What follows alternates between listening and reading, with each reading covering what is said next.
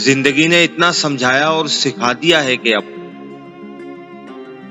दुनिया वालों से हर उम्मीद खत्म करती है।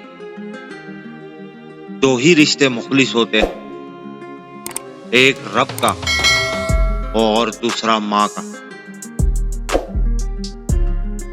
इंसान को जिंदगी में धचके लगते रहते हैं,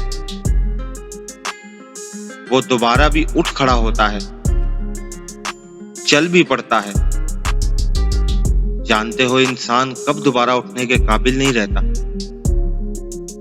तब जब इसको पता चले कि इसको गिराने वाला तो वो था जिसके लिए वो खड़ा था।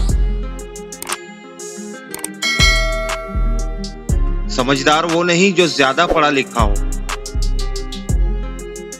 बल्कि समझदार वो है जिसे ये हुनर आता हो कि किससे कहां पर, किन अल्फाज में और किस लहजे में बात करनी है।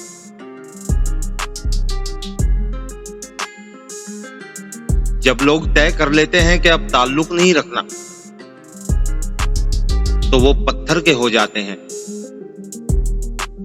और पत्थर के सामने जितना भी रो लो, गिड़गिड़ा लो, माफिया मांग लो, वो फिर कहां सुनते हैं। जो अच्छा लगे इसे गौर से मत देखें, कहीं ऐसा ना हो कि आपको इसमें कोई बुराई नजर आ जाए।